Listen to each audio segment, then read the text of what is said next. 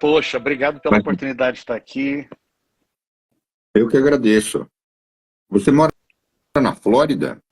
Eu moro em Orlando, na Flórida, e por uma casualidade, na verdade, eu estou hoje em Nova York, aqui não na sua terra natal, né, mas aonde você reside também. Então a gente está pertinho aqui em Manhattan hoje. Que bacana. É, Me conta como é que você foi parar nesse universo do mercado imobiliário e ainda mais como é que você ganhou know-how nesse negócio aqui nos Estados Unidos. Vamos lá, né, Bruno? Eu acho que tudo, né? Isso eu falo para todos, ninguém tem futuro sem passado, né? É muito importante a gente voltar um pouquinho para a nossa essência. Então, meu nome é Wagner Nolasco, como o Bruno já me apresentou. Eu nasci numa cidade do interior de Espírito Santo, chamado Guaçuí, Espírito Santo, bem pequenininha. Mudei para a capital com 3 anos de idade e em 1991, meu pai era gerente do Banco do Brasil. Mediante um assalto, minha família mudou para os Estados Unidos em 1993. Então fizeram 30 anos que eu já resido aqui. E há 22 anos eu estou no mercado imobiliário, no mercado da construção civil, Bruno. Então, como, né, um bom seasoned investor, a gente cometeu erros, a gente aprendeu, e hoje, graças a Deus, já passamos por algumas crises também, que isso ensina muito. Então, passei pela grande crise de 2001. Quem estava aqui nos Estados Unidos sabe, né, das Torres Gêmeas, os atentados, que foi realmente uma questão que revolucionou não só o mercado, mas todo o povo americano, acho que o mundo todo, né? Todos nós conseguimos lembrar o que a gente estava fazendo nesse momento. Depois, para uma boa memória, veio o ano de 2008, que foi o Mortgage Backed Securities, né?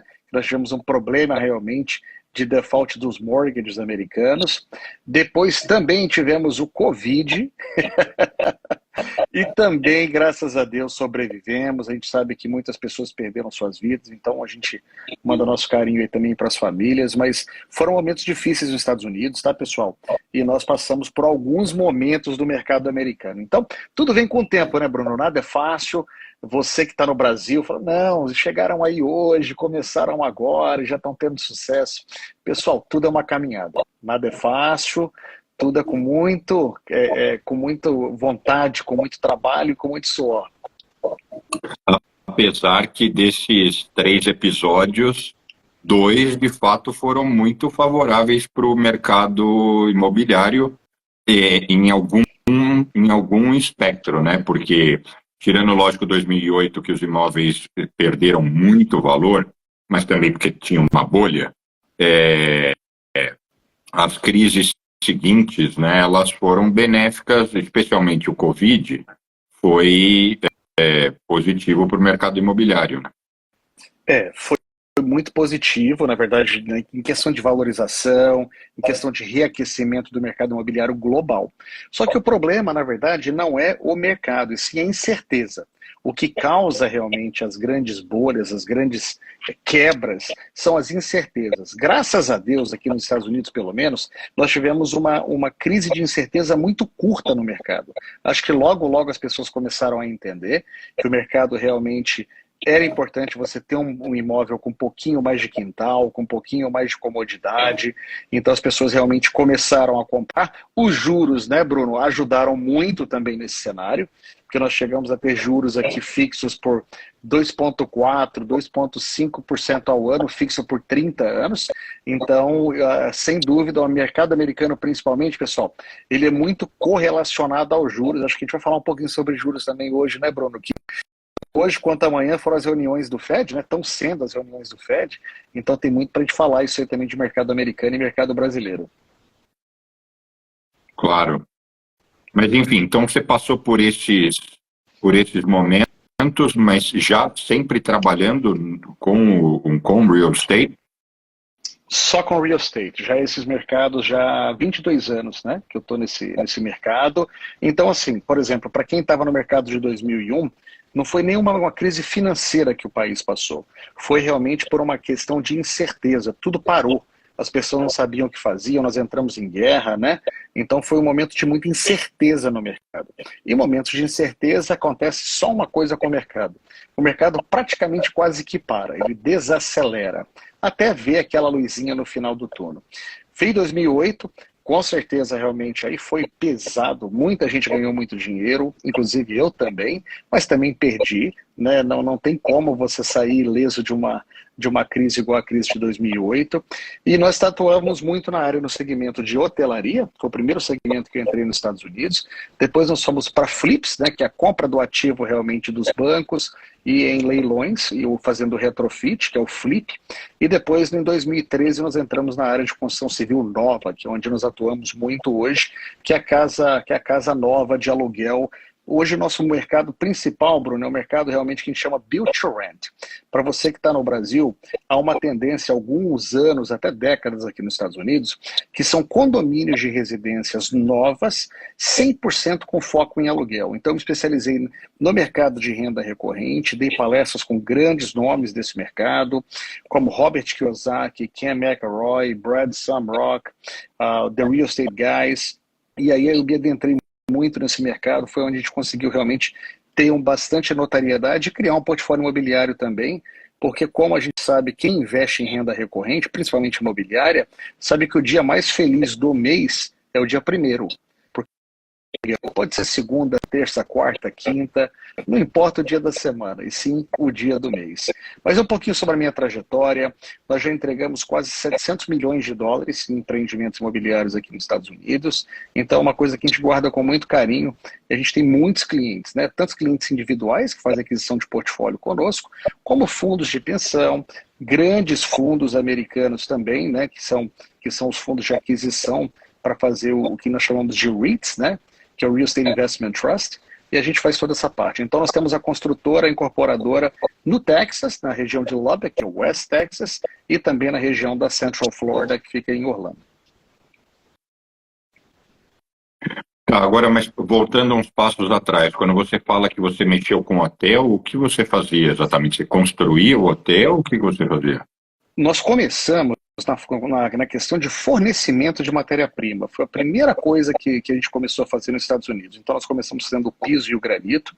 Depois eu me especializei, eu comecei a fazer trabalho de gestão de hotelaria, mesmo como Project Manager, e depois eu cheguei a ser Owner's Rep, que são os donos, né, que contratam a pessoas qualificadas na área de construção civil para fazer a inspeção. Eu tenho uma graduação também na área de incorporação imobiliária por Harvard, então isso me ajudou muito na minha carreira também, entender um pouquinho mais do mercado imobiliário, e deixo a dica aí para seus ouvintes também. Quem quer buscar o seu espaço no mercado imobiliário, ou qualquer mercado americano, se profissionalize, pessoal. Busquem realmente conhecimento, aprenda, façam cursos profissionalizantes ou realmente de graduação que vão te ajudar muito nesse mercado. E aí, você ficou quantos anos nesse universo dos hotéis e quantos anos fazendo flip, que, assim, só para traduzir, para quem não está familiarizado com essa expressão, é comprar uma casa... Eu vou generalizar, eu sei que não é bem isso, mas comprar uma casa velha e podre, estragada, dar um up nela e vender totalmente renovada e bonita. Exato. Exato. O mercado de hotelaria a gente começou entre 2000 e 2001, e 2008 nós entramos no mercado de flip. Então dá mais ou menos um sinalzinho. Começamos na área de construção nova e paramos um pouco o flip no ano de 2013. Quando acabaram as oportunidades, né, no nosso ver, imobiliárias de compra retrofit realmente e revenda ou realmente criação de portfólios imobiliários se tornou mais escasso. Os bancos começaram a ver que os ativos que ele tinha eram muito mais especiais do que eles achavam, né, no ano de 2008, 2009 e 2010, e aí começaram realmente a retrair essas vendas de leilão. O Serginho, que está nos assistindo, escreveu assim, Flip House, depois um ponto de interrogação. Fica à vontade para explicar melhor para ele, Nolasco. Vamos lá, Serginho. O que é um flip, na verdade, né? É o que nós chamamos aqui em português, claro, um retrofit. Nós comprávamos as casas dos leilões do banco, ou em algumas cidades, ou condados, ou estados, a própria cidade tinha um land bank, chamavam land banks, que eles tomavam as propriedades por falta de pagamento de IPTU, de impostos, e eles realmente faziam a revenda desse imóvel, algumas vezes pela dívida ou pelo um pouquinho mais da dívida, tá? Nós comprávamos essas casas destruídas, algumas não nem tanto, fazíamos o retrofit, né, a reforma geral dessas casas, e revendíamos ou para investidores ou mantínhamos o nosso portfólio de aluguel para renda recorrente, que é renda de aluguel. Aí eu só vou complementar, e se eu falar besteira, você me corrige. E embora a estratégia do Nolasco era comprar no leilão, porque provavelmente ele comprava mais barato, em última análise, o flip pode acontecer também de você sair por aí no mercado e ver, sei lá, morava uma senhora numa casa, ela faleceu, os filhos querem vender aquele imóvel e o preço está bom e a casa é velhinha, e você mesmo arremata, ou seja, não necessariamente precisa ser no leilão. Esse é um comentário. E o outro é que o nome, né, a palavra flip, no dicionário e na prática, ela é nada mais do que virar. Então é você virar de uma casa velha para uma casa renovada. Então tem essa expressão aqui. E é uma coisa muito comum, eu diria que no país inteiro, mas em regiões onde tem... que agora já tem casa velha em todo lugar, né? Que o Nolasco vai explicar isso, mas a Flórida tem áreas de expansão imobiliária que só tem coisa nova, então você não vai achar flip, porque são condomínios e mais condomínios de casas 100% novas. Que aí eu emendo na minha próxima pergunta, que foi o que você disse que você faz agora, né? Só casas, são single family ou que tipo de casa? São single families ou townhomes, né? Single families são as casas residenciais regulares e as townhomes no Brasil, se eu não me engano, se chamam casas germinadas, né? Que as pessoas conhecem como casinhas germinadas. Para falar um pouquinho sobre o flip, que é muito legal, inclusive eu estou aqui em Manhattan hoje, que eu fui convidado para dar uma palestra sobre a AI, né? Que é a inteligência artificial no mercado imobiliário. E no meu painel estava uma pessoa que ela trabalha para a cidade de Nova York para fazer realmente o retrofit e adequação de obras públicas da cidade para que tenham controle térmico com maior supervisão, para que tenham realmente boilers mais eficientes. Então, assim, é muito importante a gente lembrar que alguns lugares dos Estados Unidos, o inventário, né, o tempo médio de construção das casas, o inventário é muito antigo.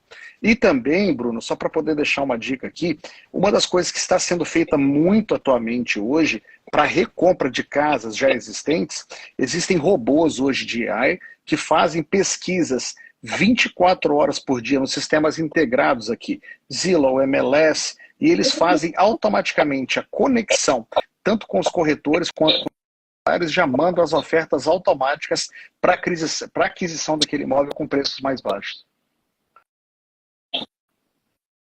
Entendi. E aí, conta então agora mais sobre o seu momento atual, porque você disse que você está construindo, você falou, né, o single family e as townhouses. Você constrói sob demanda, você constrói, capta recursos, constrói e vende, exatamente em que fase do negócio você atua? Então vamos lá, eu tenho uma construtora própria no estado da Flórida e nós temos 4 construtores adicionais que constroem só para nós. Então nós temos um grupo de clientes, né, que aqui é diferente do Brasil. Aqui a renda recorrente, principalmente para os nossos clientes, que nós chamamos de mom and pop investors, que é quem está criando um portfólio de rentabilidade, eles compram dos juros, o preço de compra, o preço do IPTU, do seguro.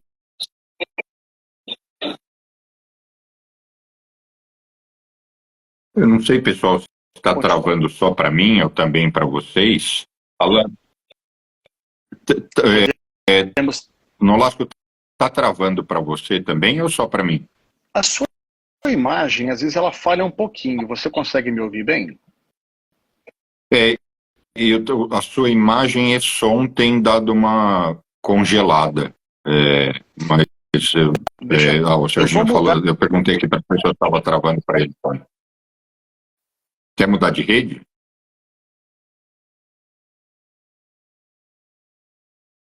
Melhorou para mim, Bruno, por favor. Oi. Melhorou agora, amigo? Melhorou muito, muito. Perfeito. Olha aí, que bom que você notou. Então vamos lá, pessoal. O que nós estávamos falando que esse momento agora, então nós temos uma construtora, né, na Flórida e contratamos 4 construtoras adicionais para prover produto para nós, Bruno. O porquê? Existe uma grande demanda hoje, um déficit imobiliário muito grande nos Estados Unidos. Tá? Claro que algumas regiões. Nós temos comprovado um gráfico, que depois eu posso dividir com você, nós temos os dados de construções de casas novas nos Estados Unidos desde o ano de 1930 até o mercado presente. E o que aconteceu? Nós começamos em 2030 a 2039 com uma média de década de construção de aproximadamente 5 milhões de residências. Nós batemos em 2000 até 2009 quase 28 milhões de residências construídas anualmente, e depois de 2009 a 2019, somente 5,4 milhões de residências. Então, devido à crise imobiliária de 2008, as pessoas pararam de construir. Faltava o crédito imobiliário, faltava realmente a coragem de construir, porque ninguém sabia quanto tempo ia durar essa crise, e aí as pessoas pararam de construir. Então hoje nós temos um déficit imobiliário. O que isso quer dizer, pessoal? É oferta e procura. O mercado imobiliário sempre foi oferta e procura. Faltam-se casas para números de compradores. E hoje um dado bem importante, nós voltamos de Miami há mais ou menos 1,5, 2 semanas, num outro evento chamado IMN, que é o maior evento na área de real estate dos Estados Unidos. Lá estavam SVN, CBRE, grandes empresas, o Roofstock, que é uma plataforma digital de compra de imóveis nos Estados Unidos, para investidores, né? E hoje a gente nota claramente que o que está acontecendo? Os grandes fundos voltaram a comprar. Por quê? Porque o Fed até agora não se posicionou se ele vai realmente abaixar o juro. Eu acho que não vai abaixar amanhã. É somente o meu hint, né? Vou deixar minha dica para vocês aí, mas cada um. Mas o mercado, a percepção de mercado está mudando. Então hoje tem uma demanda muito grande para novas casas. A gente espera, no ano de 2024, até o final do ano, nós temos aproximadamente entre 600 e 700 imóveis disponíveis para entrega de pré-venda de clientes. Respondendo a segunda parte da sua pergunta, nós trabalhamos com fundos de investimentos brasileiros. Eu tenho um fundo americano que é um 506C, que é registrado com a SEC aqui nos Estados Unidos, que é um Reg D, que a gente só faz a captação de investidores que são investidores com acreditação, tá, pessoal? É um fundo americano, que na verdade é um syndication, né, mas é uma isenção da SEC americana, e nós temos grandes parceiros de fundos brasileiros que a gente faz captação também para aquisição, rentabilidade, estabilização de produto, e realmente uma coisa que eu vou deixar dica para vocês aqui também, Bruno, que o brasileiro, ou até o americano mesmo, ele não se liga muito. O imóvel, o mercado imobiliário americano, de investimento, ele verticaliza da seguinte forma. Primeiro você tem a valorização imobiliária, claro que não é garantida, né? Nenhum tipo de investimento é seguro, pessoal, muito importante. Quem falar para você que está garantindo, a gente sabe que não é assim. Então, historicamente, nós temos uma valorização imobiliária. 2, nós temos realmente uma alta demanda em algumas regiões devido ao alto crescimento populacional. Então, se você for para o Sunbelt, que nós chamamos aqui nos Estados Unidos, né? North Carolina, South Carolina, Tennessee, Geórgia, Flórida, Texas, você vai ver um crescimento populacional e demográfico muito grande. Então, são estados bons para se investir. Mas uma coisa que ninguém fala para vocês é o que nós temos aqui, que se chama Cost Segregation Bonus Depreciation. O IRS, que é a nossa Receita Federal americana, ela fala o seguinte, ela fala que você pode fazer uma aceleração da depreciação tributária imobiliária. O que é isso? Nós podemos depreciar uma casa residencial em 27 anos e meio, Bruno. Tá? Só que, com a aceleração da depreciação, nós podemos levar essa casa para 11 a 13 anos. Por quê? O drywall, né, que é a nossa parede de gesso, não dura 27 anos. O carpete de uma casa não dura 27 anos. Então, nós conseguimos fazer uma aceleração da tributação da casa para que a gente consiga ter um crédito tributário. Então, a maioria dos aluguéis que nós recebemos aqui nos Estados Unidos, nós não pagamos imposto de renda. Entendi. Legalmente, tá, Bruno? Vamos deixar essa palavra aqui bem claro, tá? Então, como é que é? Repete só para todo mundo entender, até eu não sabia dessa jogada. Como é que é? Se chama Cost Segregation Bonus Depreciation. tá, pessoal? O que que é isso? É uma depreciação da aceleração tributária da casa. O IRS, que é a nossa Receita Federal Americana, ele fala que você pode depreciar um imóvel residencial, com exceção do terreno, em 27 anos e meio. Só que, na época do presidente Donald Trump, eles fizeram uma abertura na lei para fazer uma aceleração da depreciação tributária. Então você contrata o que nós chamamos de Cost Segregation Companies, que são empresas que vão fazer um estudo de engenharia, de contabilidade e de arquitetura da sua casa para fazer uma aceleração da depreciação tributária. Então, em vez de você depreciar a sua casa em 27 anos e meio, você consegue acelerar a depreciação dela entre 11 e 13 anos. Ou seja, toda a renda recorrente derivada de aluguel dessa casa, praticamente que nos primeiros anos você consegue fazer uma isenção total de tributação. Bom, então isso é para quem aluga a casa, né? É para quem é o proprietário. Não, sim, mas desde que ele faça da casa uma fonte de renda. Exatamente. Ou não, você pode ter a sua casa primária também e fazer uma aceleração da depreciação também, tá? Isso é para todos os imóveis que são residenciais dentro dos Estados Unidos.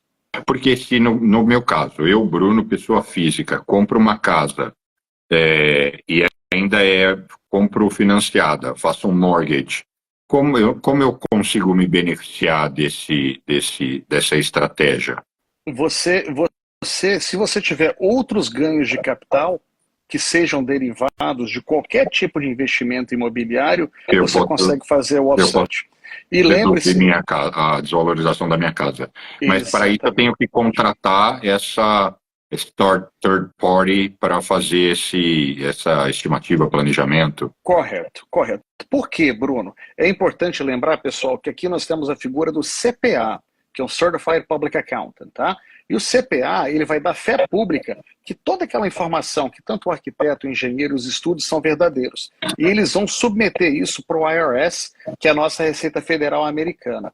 Por quê? Se tiver qualquer problema de contabilidade, de aceleração errada da depreciação, eles vão responder em juízo, em uma corte americana, juntamente ao IRS, para defender o trabalho que foi feito por eles, tá? Entendi.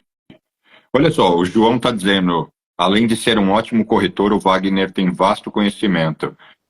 Corretor? Então, que eu estava te considerando só um developer. Então, deixa eu contar um segredo para vocês. Quando nós começamos a fazer a construção, nós temos uma construtora, uma incorporadora, uma brokerage, que é uma corretora, uma property management company e uma seguradora. Então, nós somos totalmente verticalizados com um propósito só, tá, Bruno? Atender melhor o nosso cliente. Então, por exemplo, se nós temos realmente um cliente que está comprando múltiplos imóveis ano, em alguns casos, eu te dou um exemplo. No Covid, por exemplo, muitos clientes tiveram aumento de juro logo após o Covid, né? Eles compraram a casa durante o Covid, só que nós sabemos que demora-se a construção civil aproximadamente 8 meses para a entrega de um imóvel residencial aqui. Quando eles foram fechar as casas, eles tiveram um aumento brusco de juros. O que nós fizemos? Nós demos entre 1 e 2 anos grátis de gestão patrimonial para ele. Então nós gerimos o imóvel dele de aluguel sem nenhum tipo de custo. E é por essa razão só que nós verticalizamos totalmente o processo da venda, construção, entrega, gestão imobiliária aqui nos Estados Unidos. Entendi. Você conhece o André Delben, que também mora em Orlando? Não conheço o André, mas vai ser um prazer, André, se você estiver assistindo aqui. Eu acho que ele não está aqui, não, apesar que tá mostrando que tem 540 pessoas, sabe-se lá quem está aí, mas... depois eu converso com você isso fora do ar. O André é um amigo brasileiro, ele fez MBA em Harvard e ele atuava em fundos, mas agora ele foi trabalhar justamente num developer de brasileiros aí em Orlando que constrói casas. Eu falei, será que vocês estão ligados ou de alguma forma vinculados? Mas depois eu te apresento ele. Obrigado, Bruno. Não, na verdade não o conheço, mas vai ser um prazer. E agora, recentemente, também uma coisa bem nova que a gente gostaria de anunciar é que existe um grupo imobiliário muito grande no Brasil chamado Casa, Grupo Casa no Brasil. E nós nos associamos a ele da parte de imobiliária também, para captação de recursos, revenda de imóveis também com o Grupo Casa no Brasil, que é um grupo com mais de 700 corretores, fica em São Paulo, região ali de São José dos Campos. Então, assim, o nosso grande segredo são bons parceiros, Bruno. Se eu puder deixar uma dica para vocês, na área imobiliária é o seguinte, a gente já fala que o mercado imobiliário e a área imobiliária é um team sport. O que que é isso? É um esporte que não se joga sozinho, tá? Se joga em equipe. Então, o segredo de um bom incorporador, de um bom corretor, de um bom broker, do que for na área imobiliária, são bons times, pessoal. Bom, mas vamos fazer sumarizar aqui. Hoje você é um developer que faz majoritariamente casas para serem vendidas para investidores que querem alugar como casa de temporada, casa de férias, né, vacation homes. Não, nossa casa são long term, tá? Nossa casa é um entry level, que eu chamo de Minha Casa Minha Vida, quase Minha Casa Minha Vida. São casas de aproximadamente $300 mil, esse é o nosso produto. Tá, então, ou seja, você vende de fato para quem quer. Nosso Instagram tá maluco, mas tudo bem, depois eu falo disso. Estava mostrando 500 pessoas ao vivo, agora despencou, é uma coisa errada, mas enfim. Então, ou seja, você de fato vende para, ou é investidor, mas ainda assim ele vai investir para alugar de forma fixa para alguém, ou de fato é o próprio morador, o próprio proprietário que vai comprar para morar. 99% dos nossos clientes são investidores americanos, que vão botar esse mercado para aluguel. Entendi. E as suas obras estão concentradas no Texas e Central Florida? Texas e Central Florida. Nós estamos agora finalizando uma obra com 61 residências em Lubbock, no Texas, né, que é uma área muito crescente. Hoje é uma das maiores cidades com renda per capita para o número de restaurantes nos Estados Unidos. Nós estamos com uma obra ativa também na área de Fredericksburg, no Texas. Nós estamos lançando agora, que é um produto que nós chamamos de Lifestyle Development, que vai ser o primeiro produto dos Estados Unidos de 96 lotes, que vai ser o nosso foco. Ao invés de você ter um condomínio de golfe, nós vamos ter uma vinícola. Então, um condomínio, 1,5 acre por casa, sendo que 0,75 vão ser plantação de uvas, né?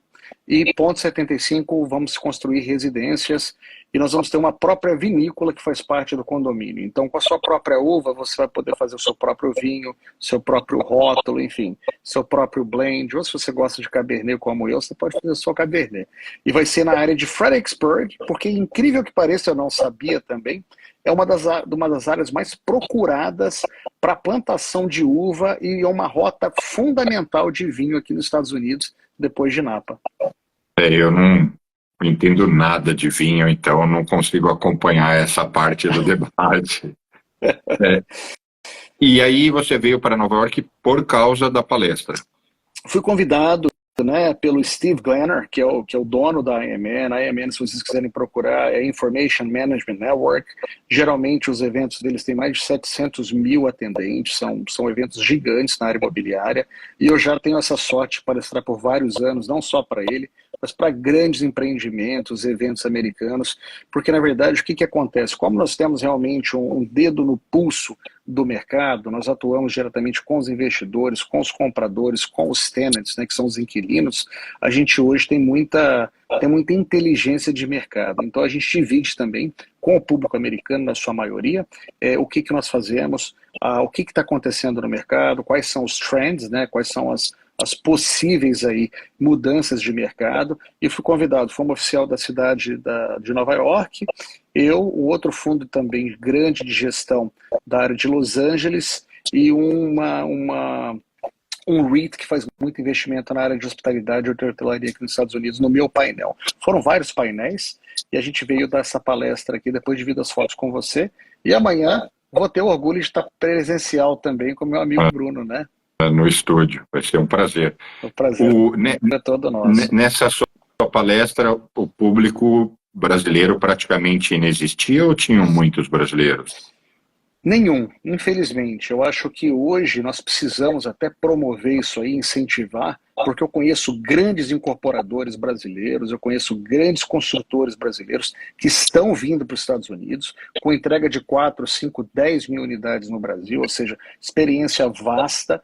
E que, por favor, pessoal, quando vocês vêm para os Estados Unidos, tentem se agregar o máximo dentro da cultura americana, porque hoje, se existe uma união, se existe um grupo muito forte aqui nos Estados Unidos, de empreendedores, de construtores, de gestores imobiliários. Então não fique somente na nossa casinha, no nosso conforto do Brasil.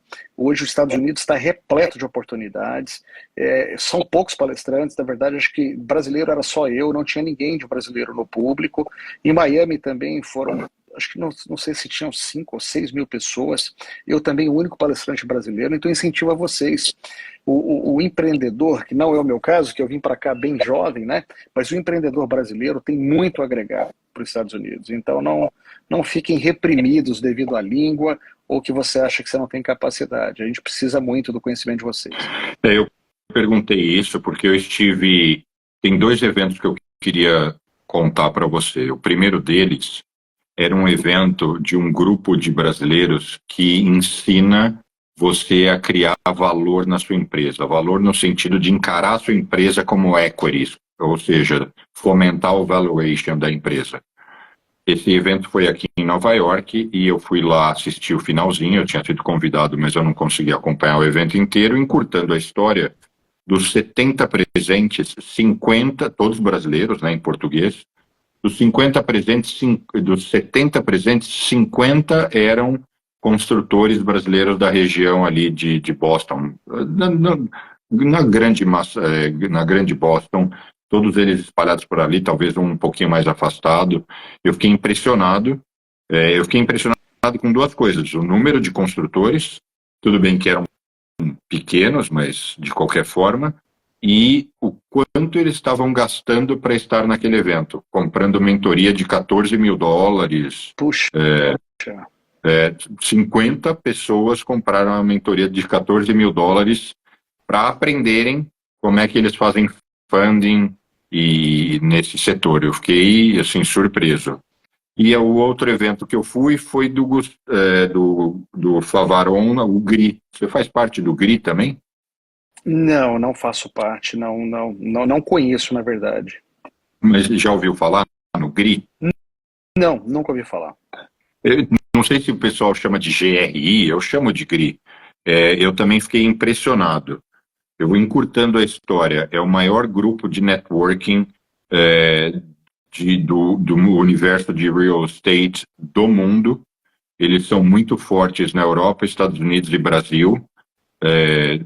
E o CEO é brasileiro, morava em Londres, agora voltou para o interior de São Paulo.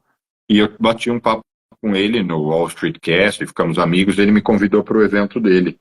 Então, podendo fazer a conexão, eu fiquei impressionado. Ele reúne developers, outras pessoas dessa cadeia e investidores em eventos que são enormes. O de Nova York, e que simultaneamente estava existindo no mesmo dia outro em Singapura, e entre outros, e a agenda é muito intensa. O de Nova York tinha 750 pessoas, todas numa sala com uma pauta relacionada a isso. Mas depois eu te apresento o Favaron. Puxa, obrigado. Não, esses eventos que eu participo, né, para deixar bem claro também, eu vou falar para vocês assim, nada contra, tá, pessoal?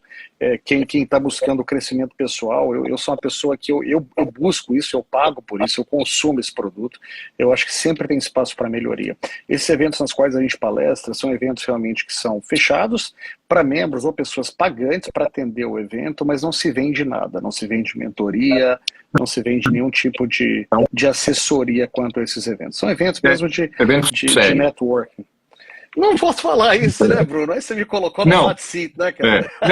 Não que não seja vender, porque, por exemplo, né, em certos eventos o cara já sabe que ele está indo lá porque vai ter um pitch de venda, né? Então, mas o que eu quero dizer é quando no evento sério, no sentido de que é voltado tão somente para o conteúdo, igual a gente ir numa feira aqui, sei lá, na NRF, tem uma série de painéis, mas ninguém está vendendo nada, né? Não que seja errado vender. Exato, é isso. No nosso caso, são feiras assim, né, para membros ou realmente quem busca esse tipo de conhecimento, de palestra, mas não se vende produto algum, é mais realmente para transmissão de conteúdo, para educação, que é uma coisa que eu acredito muito, pessoal.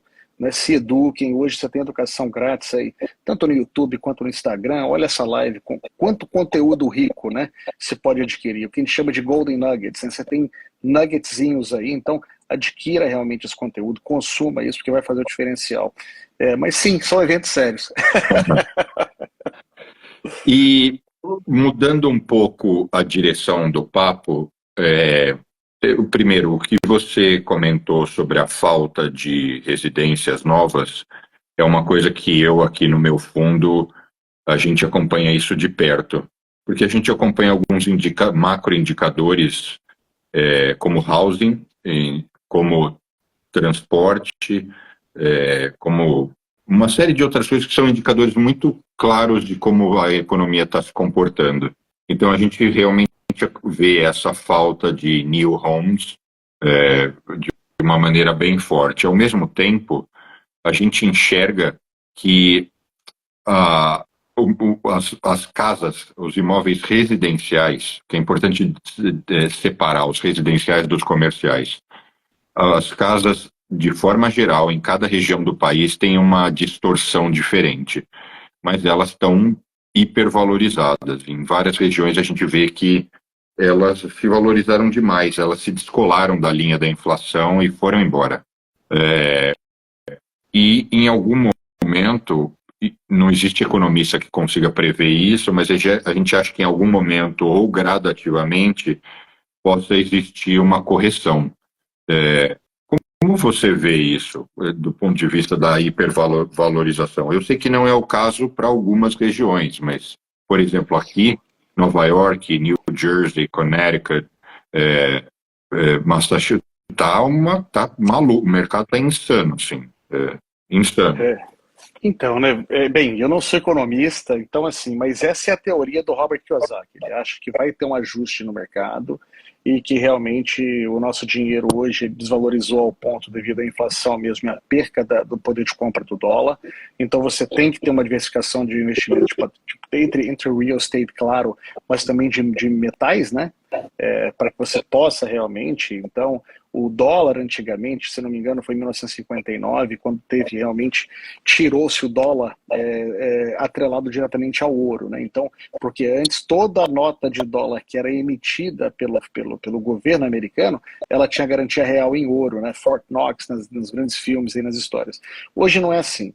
Eu acredito que é o seguinte, o mercado, como que você falou, Connecticut, New Jersey, New York, estão extremamente aquecidos e mesmo assim você tem um net in-migration, ou seja, uma migração interna gigante de pessoas saindo de Nova York e indo para onde? Número 1 a Flórida, número 2 o Texas, ou a gente sempre fica competindo, né? Um ano o Texas ganha número 1, a Flórida ganha número 2. E isso já está se expandindo agora para Geórgia, North Carolina, South Carolina, e justamente por isso, né, Bruno, eu acho que assim, se você for fazer um investimento, o que eu faço? Eu acho que os estados que são pró-business, vamos começar para não falar de questões políticas aqui, estados que são pró-business têm uma tendência de manter os preços dos imóveis mais regulados. E por quê? Oferta e procura. Quem põe o preço no imóvel é o mercado, pessoal. Não é o corretor, não é o broker, não é o fundo, é o mercado. Então, assim, enquanto tiver pessoas suficientes migrando para uma área, consumindo aquele produto, não se vai ter a queda. Houve-se ajustes na Flórida, muito legal a gente deixar isso claro, em algumas regiões, tá, pessoal? A gente viu de 10% a 15% de ajuste de preço mesmo. Durante, realmente, logo após o Covid, se teve ajuste de preço. Para cima. Só que nós para baixo. Para baixo. Porque alguns mercados. O que aconteceu aqui foi assim que o Covid, imediatamente assim que ele começou, nada aconteceu. Depois os preços começaram a escalar, subir. Nós tivemos quase que dobro de preço de imóveis na região de Orlando, por exemplo. E nós não temos a pretensão de nenhum tipo de desconto nessas casas, porque grandes empresas estão indo para aquela região, gerando um número magnífico de empregos. Então nós temos realmente muitos nova-iorquinos, pessoas de Connecticut, New Jersey, mudando pela sua residência primária na Flórida mesmo. Então eu não creio que grandes metrópoles ou grandes regiões com grande apreciação vão ter um impacto. Agora, por exemplo, nós temos regiões rurais, nos quais foram construídas muitas casas entry-level, e essas casas sim tiveram reajustes, tá, pessoal? Então, por exemplo, o que as pessoas esquecem é o que o Bruno falou. Uma coisa são os dados que os fundos buscam para fazer os investimentos com segurança. E as cidades, normalmente, principalmente incorporadores e construtores que estão escutando a gente aqui, é o seguinte: todas as cidades têm um plano diretor já pré-estabelecido. E se você vai para uma cidade, eles têm esses dados. Você pergunta, pessoal, o que tem falta aqui na cidade? É um apartamento de 3-2? É uma casa de 4 quartos? O que é? Que tipo de cliente, que tipo de morador está vindo para cá? Quais são os demographics? Qual o salário médio deles? Eles têm filhos pequenos, sim ou não? Então esses dados, você pode pagar grandes empresas. Vou deixar mais uma dica: a maior empresa hoje que nós utilizamos para dados imobiliários chama John Burns. Eles fazem toda a parte de compilação de dados, e é um investimento, não é um custo, é um investimento fantástico para nós. Então eu acho que sim, Bruno, alguns mercados vão sofrer. Não tenha dúvida que a migração, né, a evasão desses estados, por exemplo, a Califórnia ainda não deu grandes sinais, mas hoje é um problema sério na Califórnia, tanto de violência quanto de evasão, realmente pessoas, eles estão querendo implementar agora um exit tax, que é um imposto para quem está mudando da Califórnia para outros estados, para vocês terem ideia, pessoal. Então isso tudo vai ser afetado, né? O mercado vai se regular, alguns preços vão cair, mas em grandes metrópoles, Miami, deixa eu só falar uma coisa, que Miami é um negócio muito, sim, fora de padrão. Porque Miami você tem milionários e bilionários do mundo inteiro migrando para uma região pequena, né? Só que está começando agora grandes fundos americanos também a colocar seus headquarters lá, como a Goldman Sachs foi para lá agora, né? Então, assim, grandes grupos financeiros americanos estão se estabelecendo lá. Porque o Bruno mora em Nova York, né, Bruno? E você sabe que um apartamento de 3 quartos aqui em Manhattan e um apartamento de 3 quartos em frente para o mar de Miami tem uma diferença brutal, né, amigo? Você diz de preço? De preço, é. Morar em Manhattan um dos lugares mais caros dos Estados Unidos, né? Então, mas eu diria que antes a diferença era brutal, mas hoje o que me falam é que Miami virou a nova Nova York, que os preços estão insanos. Olha, antes de começar o nosso live, eu estava olhando aqui uns preços de apartamento em Miami. Eles fizeram um edifício Bacará agora, lançaram. Então, se você ainda consegue comprar um apartamento de 3, 4 quartos em Miami, num edifício signature, né, com grande nome, por 3, 4 milhões de dólares. Eu não sei se você compra apartamento novo aqui em Nova York por 3, 4 milhões. Não compro. Aqui não tem jeito, Nova York ainda é a capital financeira do mundo, né? Então eu acho que assim, pessoal, façam seu dever de casa. O que eu recomendo para vocês, se vocês forem pensar em investir, conheçam, vejam o local onde vocês estão colocando o dinheiro de vocês, pisem na terra se possível, vão fazer uma visita em loco, façam a pesquisa sobre o número de propriedades disponíveis do mercado, peçam o seu corretor, o seu broker, para que ele faça o full disclosure. Qual que é o tempo que essa propriedade fica no mercado para revenda, qual que é o tempo que ela fica no mercado para aluguel. Lembrando que o mercado de aluguel ele é sazonal. O que eu quero dizer com isso? Os meses de junho, julho e agosto são excelentes para o mercado de aluguel. Aí você passou o período escolar de matricular as crianças, setembro e outubro já é um pouquinho pior. Novembro, por causa do Thanksgiving, é péssimo. Dezembro e começo de janeiro, devido ao Natal e Ano Novo, são péssimos. Então, assim, se você estiver buscando por uma propriedade, veja a sazonalidade do mercado. É muito importante para poder mudar não só a taxa de ocupação, como o valor médio do aluguel. Pera, mas então essa parte até eu quero aprender. Quando você diz que antes do início das aulas o mercado é bom tanto para quem quer vender quanto para quem quer comprar? É melhor para quem quer vender. Porque então, quem quer comprar. E aí eu vou traduzir essa informação para quem está assistindo aqui e talvez não tenha entendido por quê. Porque as escolas estão associadas a onde você mora. Então existe me fala se eu estou viajando. Sim. Por isso. Por É isso isso, Bruno. que as pessoas querem, é o momento que elas têm para se mover e definirem onde elas, se elas estavam planejando mudar, é ali que elas geralmente fazem essa transição, né?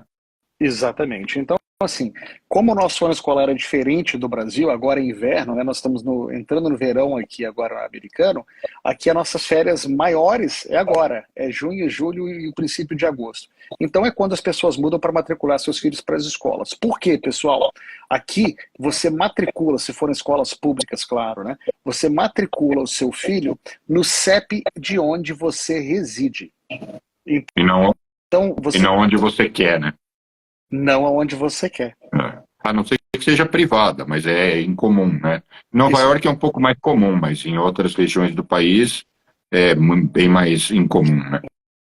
A Flórida hoje nós temos duas grandes tendências. Temos escolas excelentes privadas também, principalmente na área de Central Florida, mas nós temos muitas escolas hoje chamado charter schools. Eu não sei se vocês já ouviram falar, mas são as escolas que são lidadas como se fossem privadas, mas quem paga o valor pela mensalidade daquela escola é o governo estadual. E, e aí, agora eu queria levar o papo para um pouco mais de assuntos polêmicos. Vamos lá. Comprar uma casa como investimento para alugar é a não ser que compre. Porque no Brasil, quando eu investia em real estate nesse formato, porque eu invisto em real estate, mas só corporativo e comercial. Quando eu digo eu, os veículos que eu administro, né? Não eu, Bruno, porque às vezes eu falo isso numa live e chega um monte de e-mail e direct, eu tenho esse negócio aqui para te vender. Falo, não é assim, eu não paro para analisar uma casa, sei lá o quê. É, é, no Brasil, eu já tinha feito, há muitos anos atrás, literalmente mais de 25 anos atrás, umas aventuras desse tipo. Eu nunca mais encontrei economics que justificasse investir em residência, em casas, com a ideia de alugá-las. A não ser que nós encontrássemos. Não é que nós mesmos construíssemos. Quando a gente entrava em algumas operações que a gente chamava de a venda pirata, assim, não tinha nem não estava nem registrado o empreendimento e a gente já estava entrando. Eu não lembro, não sei como chama isso aqui. Ainda é possível. Dá dinheiro comprar para alugar? Então vamos lá, vou deixar. Eu tenho um portfólio imobiliário, então vou deixar do meu portfólio, para você ter ideia. Então houve uma valorização brutal. Tá? Há 3 anos atrás eu comprava uma casa de 3 quartos, 2 banheiros, com garagem para 2 carros, nova, na região de Ocala, por US$ 149 mil. Hoje essa mesma casa é entre 289 e 299, US$ 299 mil. Então houve uma valorização gigantesca. Dobrou. Tá? Dobrou praticamente o preço. Mas o que é importante para você saber? Como foram as tendências dos aluguéis? Os aluguéis subiram, ele não chegou a dobrar, mas ele subiu mais ou menos 65% de 2 anos para trás para cá. Então houve-se uma valorização. Qual que é a média de rentabilidade que a gente espera numa casa? É entre 6% e 8% ao ano. Sem contabilizar a valorização. Porque a valorização, pessoal, você não pode levar para o banco e falar no supermercado, falar assim, eu quero usar a minha valorização para comprar. E outra coisa, o mercado pode mudar, então a gente nunca fala para você. Você vai ter a valorização. A valorização, ela é subjetiva e pode ter ou não. Né? Historicamente, no estado da Flórida, a gente tem uma variação aí entre 6% e 8% de valorização imobiliária, que é muito boa. Mas o aluguel, ele te dá de rentabilidade entre 6% e 8%, que é a nossa média. Se a gente falar que vai dar 10, 11, 12, é muito complexo. Agora, existe sim a construção pirata que o Bruno falou ali, e nós chamamos aqui de pre-construction, tá, pessoal? O que é um pre-construction? É um projeto que ainda está na planta, o terreno já foi adquirido, então você vai colocar um pequeno depósito naquela casa e você vai realmente comprar essa casa na planta. No Brasil também é muito comum e se conseguem bons descontos, tá, Bruno? E aí, na verdade, mediante a entrega da casa, ou você vai pagar em dinheiro, dinheiro em cash, ou você vai fazer um mortgage. A grande parte do meu portfólio pessoal é alavancado. Existe uma outra dica aqui, se você é americano ou tem o social e tem crédito aqui nos Estados Unidos, ou residente, né, com green card, é o seguinte, existe um programa federal que incentiva os investidores a comprarem casas de aluguel, chamado Fannie Mae e Freddie Mac. Tá? O que o governo americano fala? Ele fala que todo americano ou residente tem o direito de ter 10 financiamentos com subsídio do governo federal. Por quê? O governo federal aqui, ele não cria empreendimentos imobiliários para que coloquem no mercado de aluguel. Então ele incentiva pessoas como eu, como o Bruno, como empresários, construtores a construírem esses projetos para conseguirem esses financiamentos com subsídio do governo federal para pagar uma taxa de juro menor para que a gente consiga ter um ganho maior na rentabilidade do nosso aluguel. Então, tirando IPTU, seguro, o juro e o principal, e o property management, né, que também é um item que a gente desconta do cash flow sheet, se dá um lucro aí entre 6% e 8% numa casa residencial hoje no estado da Flórida, em média. Bem comprada, né? Bem comprada, né, com total transparência, com total due diligence feito pelo cliente também. Lembra, pessoal, que eu falei para vocês, peguem o tempo de mercado da casa, quanto tempo demorou para vender, quanto tempo para alugar, quais são os contos de venda da região. Muito importante vocês terem total transparência na transação, tá? Assim, minha ponderação eu acredito nesses números que você está dizendo, desde que a pessoa tenha conhecimento e saiba transitar. Porque eu tenho medo que as pessoas ouçam e eu não vou usar, eu não conheço tão bem o mercado de Orlando, mas eu vou dar um exemplo de Orlando e dar um exemplo daqui. A pessoa pega aqui em White Plains, não sei se você está familiarizado com essa área, mas assim, em outras palavras, assim, sai de Manhattan. Manhattan não é referência. Isso sobe, vai subindo, continua Nova York. E aí começam outras cidades, né? Westchester, White Plains, e vão mudando os nomes. São casas como tem, quer dizer, não é como é em Orlando, porque visualmente o estilo de construção é diferente e, em geral, até quando tem casas novas, elas têm uma aparência diferente. Mas são casas, a rua, como se fosse um condomínio em Alphaville, em São Paulo, mas sem muro, sem guarita, sem nada. Se você compra uma casa dessas, e tem casas de 1,5 milhão, 2, 3, 4, o que eu observo é que eu acredito que elas estão, o valor está muito esticado, então me parece que elas não têm muito, nesse momento, fôlego para valorizar. E os aluguéis, proporcionalmente, têm sido muito baixos. O que eu acho que já em certos locais, ou casas menores, como essas que você mencionou na Flórida, eu acho que elas permitem essa dinâmica que você descreveu. Então, eu acho que é muito caso a caso, né?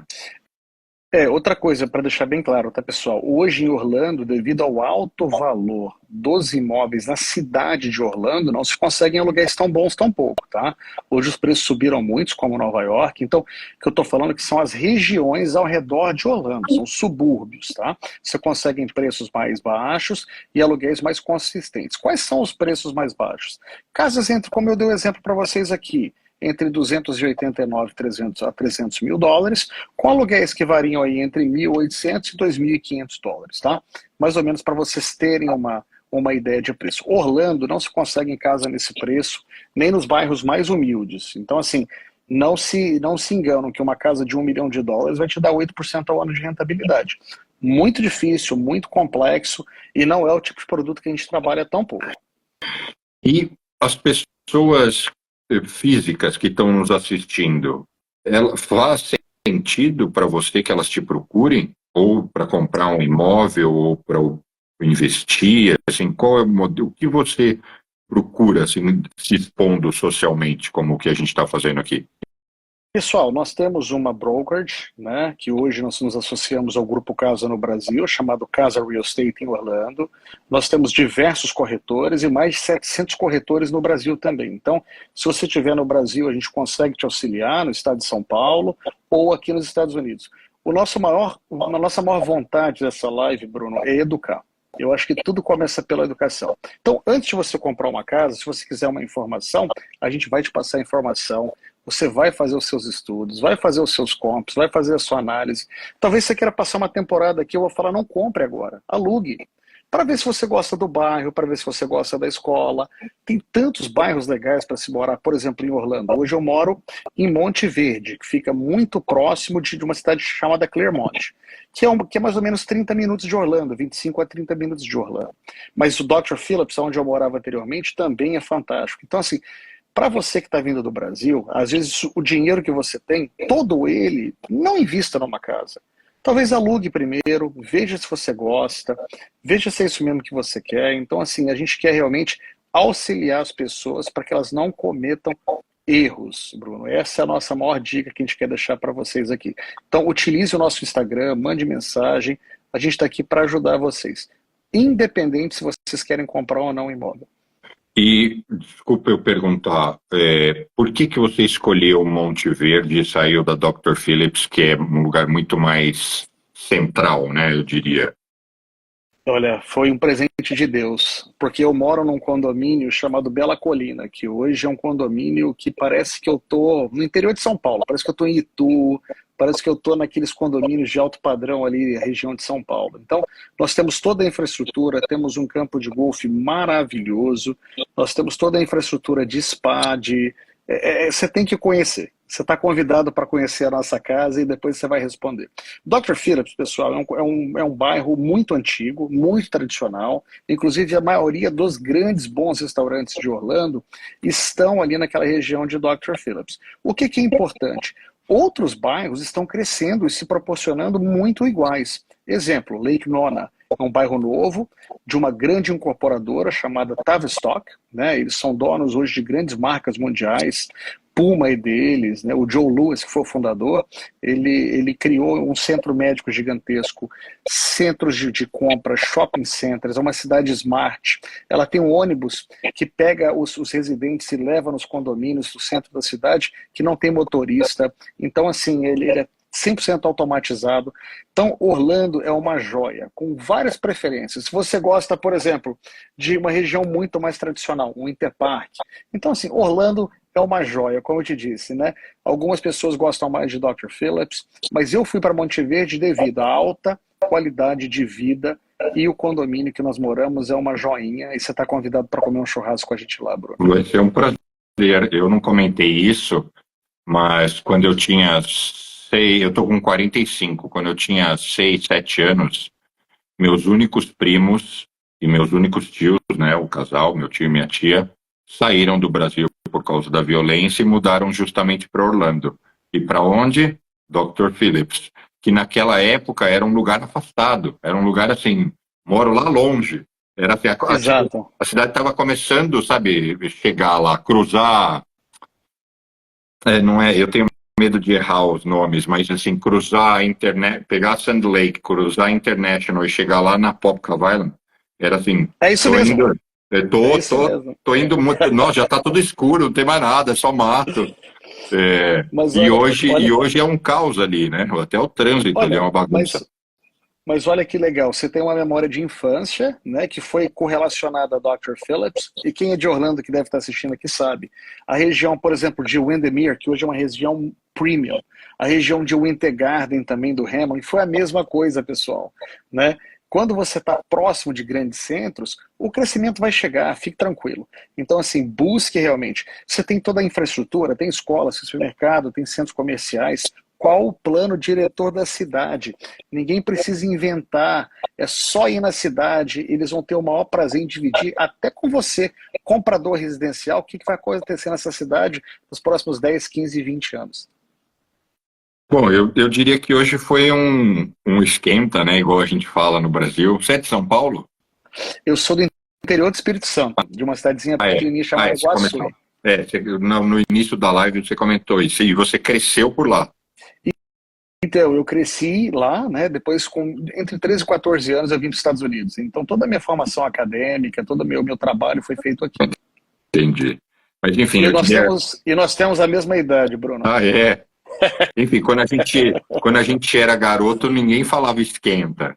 Também não tinha essa expressão balada.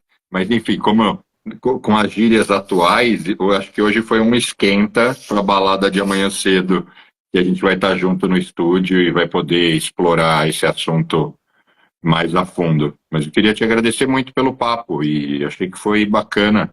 Eu acho que às vezes tem coisas que são muito óbvias para nós, mas que ajudam as pessoas a irem criando uma visão mais ampla. Pessoal, muito obrigado aí pela audiência. Bruno, obrigado por ter aberto seu canal aqui no Instagram mais uma vez. E aí, pessoal, sigam o Bruno e amanhã nós vamos estar junto no estúdio dele aqui na Times Square para gravar um podcast para você. E já deixo o meu convite também para o grande Bruno para participar do nosso podcast que se chama Take Action e vai ser muito legal. Bruno, obrigado. Não, desculpa, eu te interrompi, pode terminar. Não, pode ser live ou pode ser gravado também. Se você quiser fazer ao vivo, a gente grava pessoalmente. Não, era isso que eu ia te perguntar. O seu podcast você grava lá em Orlando? Nós gravamos em Orlando, nós recebemos muitos convidados do Brasil, né? O Brasil é um mercado muito jovem para nós. Nós começamos a trabalhar no mercado brasileiro há aproximadamente 1 ano e pouquinho, é muito jovem. Nosso segmento sempre foi focado no mercado americano, mas devido a amigos e parentes e pessoas procurarem realmente essa dolarização de patrimônio, proteção patrimonial, a gente tem crescido muito agora essa questão do mercado americano. Bacana. Não, vai ser um prazer. Eu tô para ir para a Flórida nas próximas semanas e vai ser um prazer aceitar a gravação e o churrasco. Nada como um churrasco. Nosso, eu não tenho amigo brasileiro. Aqui eu tenho um amigo brasileiro, então sempre ir na casa de um amigo brasileiro é sempre gostoso para quem vive aqui cercado só dos americanos, dá saudade. É verdade. Olha, obrigado mais uma vez, pessoal. Boa noite. E Bruno, até amanhã cedo, se Deus quiser. Fechado. Muito obrigado. E obrigado também para quem nos acompanhou até aqui. Grande abraço, boa noite a todos. Tchau, tchau.